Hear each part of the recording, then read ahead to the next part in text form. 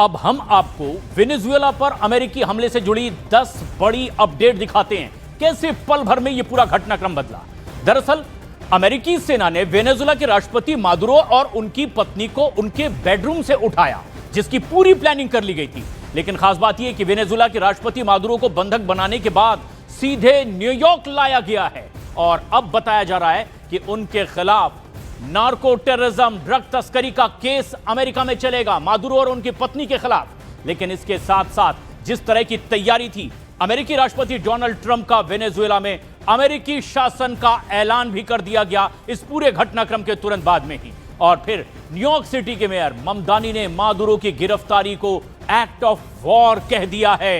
तो अमेरिका के भीतर ही ये दो अलग अलग तरह के बयान। अब वेनेजुएला के राष्ट्रपति मादुरो की गिरफ्तारी के विरोध में व्हाइट हाउस के सामने प्रदर्शन भी हुआ। जो मादुरो के समर्थक हैं व्हाइट हाउस के बाहर पहुंच गए और वेनेजुएला की सुप्रीम कोर्ट ने अब जो वहां की उपराष्ट्रपति रही रोड्रिग्स को वेनेजुएला का अंतरिम राष्ट्रपति नियुक्त कर दिया है, वहां के कानून के संविधान के मुताबिक। और अब भारत सरकार की भी सदी हुई प्रतिक्रिया सामने आई। सबसे पहले तो प्रवासी भारतीयों से राजदूत के संपर्क में रहने की बात कही गई है और वेनेजुएला पर अमेरिकी हमले की चीन, रूस, ईरान समेत कई देशों ने निंदा भी की है, जो अमेरिका के विरोध में पहले से ही दिखाई दे रहे थे। और ये प्रतिक्रियाएं तो कुछ समर्थन में भी थे। वेनेजुएला में अमेरिकी कार्रवाई को लेकर के यूएनएससी की सोमवार को बहुत अहम आपात बैठक भी होने वाली है और इस मामले पर अब यूनाइटेड नेशन भी बैठक करके अपनी राय सामने रखेगा। और यह घटनाक्रम तेजी से बढ़ा। सिर्फ 10 ऐसी बड़ी अपडेट में आपने जाना। लेकिन अमेरिका में राष्ट्रपति बदलते रहे लेकिन उनकी विदेश नीति हमेशा एक जैसी रही। अमेरिका ने जिसे भी अपने लिए खतरा माना उसकी खबर खोद दी। वक्त वक्त पर अमेरिका ने अपने फायदे के लिए मिलिट्री ऑपरेशन भी किए। कई देशों के राष्ट्राध्यक्षों को जबरन पद से हटाया।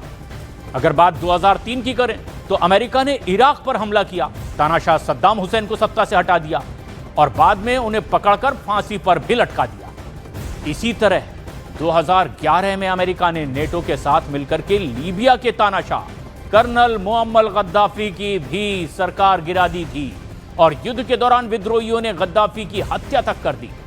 फिर 9/11 का हमला हुआ और अमेरिका ने अल कायदा के सरगना ओसामा बिन लादेन को आतंकवादी घोषित कर दिया। फिर वक्त आया 2011 में पाकिस्तान के भीतर एक्शन का। एबटाबाद का वो इलाका जहां मिलिट्री एक्शन हुआ है अमेरिका की ओर से और लादेन को आखिरकार उसी के अड्डे में खत्म कर दिया गया। अब वेनेजुएला के राष्ट्रपति निकोलस मादुरो को अमेरिका के मिलिट्री ऑपरेशन के बाद गिरफ्तार कर लिया गया है, अमेरिका लाया गया है। उन पर न्यूयॉर्क में ड्रग्स केस में मुकदमा चलेगा, उनकी पत्नी पर भी। और इसीलिए सवाल खड़े हो रहे हैं कि क्या अब इतिहास की तरह अगला नंबर ईरान के सर्वोच्च नेता अली खामनेई का तो नहीं, क्योंकि ईरान के परमाणु कार्यक्रम से ट्रंप बेहद नाराज हैं, बार बार चेताते भी रहते हैं। इजराइल के साथ मिलकर के अमेरिका ईरान के परमाणु ठिकानों पर हमला भी पहले कर चुका है V2 बॉम्बर के साथ। और इसीलिए क्या अब आगे ईरान की बारी है। और अब आपको ऑपरेशन मादुरो से जुड़ी वो चीजें भी दिखाते हैं जो सबसे अहम है। अमेरिकी कार्रवाई के समर्थन में कई देशों में जश्न मनाया गया। वहीं अमेरिकी कार्रवाई के विरोध में कई जगहों पर प्रदर्शन भी हुए। व्हाइट हाउस के बाहर भी यह ऐसा ही प्रदर्शन हुआ। अमेरिकी एयर स्ट्राइक के बाद वेनेजुएला की राजधानी काराकास में एक शॉपिंग सेंटर से लूटपाट की तस्वीरें भी सामने आई। मादुरो का एक पुराना वीडियो भी सामने आया जिसमें मादुरो युद्ध नहीं शांति के गीत पर डांस करते दिखाई दे रहे थे।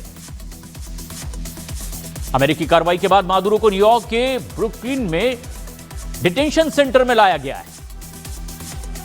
गिरफ्तारी के बाद निकोलस मादुरो हथकड़ियों में दिखाई दिए। मादुरो की पत्नी को भी गिरफ्तार कर लिया गया। हिरासत के बाद पहले बयान में मादुरो ने नए साल की शुभकामनाएं दी और देशवासियों को गुड नाइट कहा। अमेरिकी सैनिकों ने वेनेजुएला में 30 मिनट में ही सब कुछ खत्म कर दिया। हमले में चिनूक हेलीकॉप्टर का भी इस्तेमाल किया गया। ऑपरेशन में मादुरो से पहले डेल्टा फोर्स को कई महीने तक स्पेशल ट्रेनिंग दी गई थी, जिसे उन्होंने अंजाम तक पहुंचाया। मादुरो की गिरफ्तारी से पहले वेनेजुएला की सेना का ध्यान भटकाने के लिए भी कुछ हमले किए गए थे ताकि मिशन सक्सेसफुल रहे।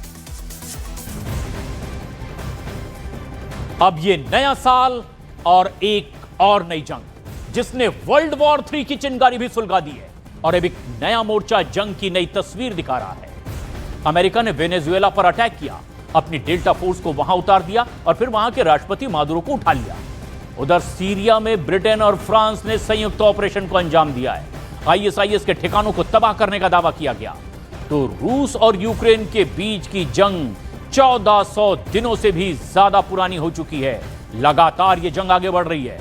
उधर इजराइल और ईरान के बीच भी अब संघर्ष और तेज होता नजर आ रहा है।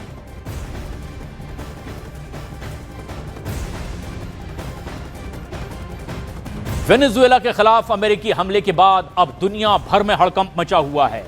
कहीं इस हमले को जायज बताया जा रहा है तो कहीं इस हमले के खिलाफ विरोध प्रदर्शन की आवाजें भी मुखर हो रही हैं।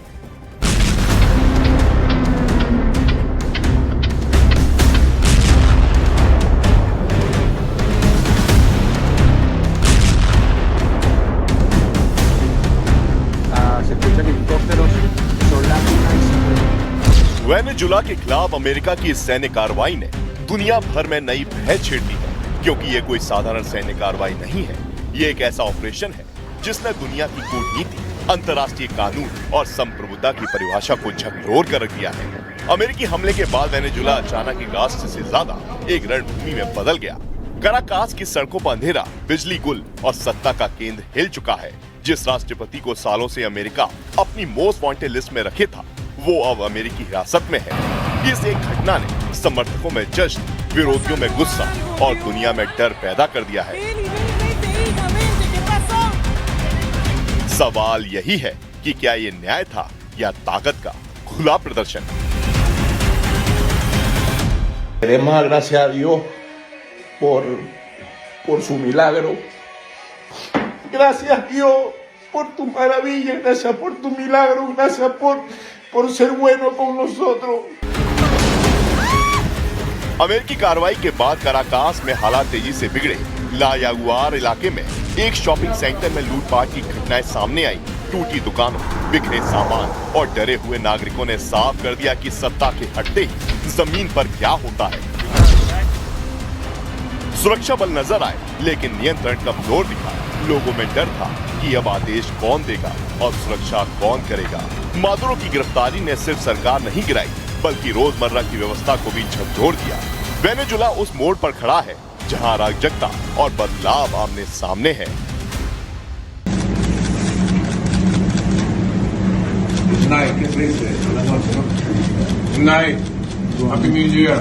Impunity against the United States. This extremely successful operation should serve as warning to anyone who would threaten American sovereignty or हजारों किलोमीटर दूर न्यूयॉर्क में एक बिल्कुल अलग तस्वीर दिखी। ब्रुकलिन मेट्रोपॉलिटन डिटेंशन सेंटर के बाहर वेनेजुएला के झंडों के साथ लोग जमा हुए। कुछ रो रहे थे, कुछ नारे लगा रहे थे और कुछ इसे ईश्वर का चमत्कार बता रहे थे। उनके लिए ये गिरफ्तारी सिर्फ एक नेता का पतन नहीं थी, बल्कि दशकों की पीड़ा का अंत थी। लोगों ने अमेरिका का शुक्रिया अदा किया और वेनेजुएला के दोबारा खड़े होने की बात कही। ये जश्न सत्ता का नहीं, उम्मीद का था, एक देश के भविष्य की उम्मीद। The people in here they already have freedom and they think that they know better than all these people that came from Venezuela. लेकिन इस ऑपरेशन पर सवाल भी उतने ही तेज हैं। व्हाइट हाउस के बाहर विरोध प्रदर्शन हुए, नारे लगे कि अमेरिका दुनिया के लिए सबसे बड़ा खतरा बनता जा रहा है। भारत के सांसद शशि थरूर ने कहा कि अंतर्राष्ट्रीय कानून और संयुक्त राष्ट्र चार्टर लगातार तोड़े जा रहे हैं। उनके शब्दों में आज दुनिया में कानून नहीं, ताकत का शासन चल रहा है। इस वक्त वेनेजुएला सिर्फ एक देश नहीं, बल्कि वैश्विक शांति संतुलन की सबसे बड़ी परीक्षा बन चुका है। मादुरो की गिरफ्तारी ने तानाशाही, न्याय और संप्रभुता की बहस को आमने सामने खड़ा कर दिया है। कुछ इसे दमन के अंत की शुरुआत मान रहे हैं, तो कुछ इसे अंतर्राष्ट्रीय कानून की खुली अवहेलना। सवाल अब मादुरो का नहीं, उस दुनिया का है जहां फैसले अदालतों से नहीं, सैन्य ताकत से तय होते हैं।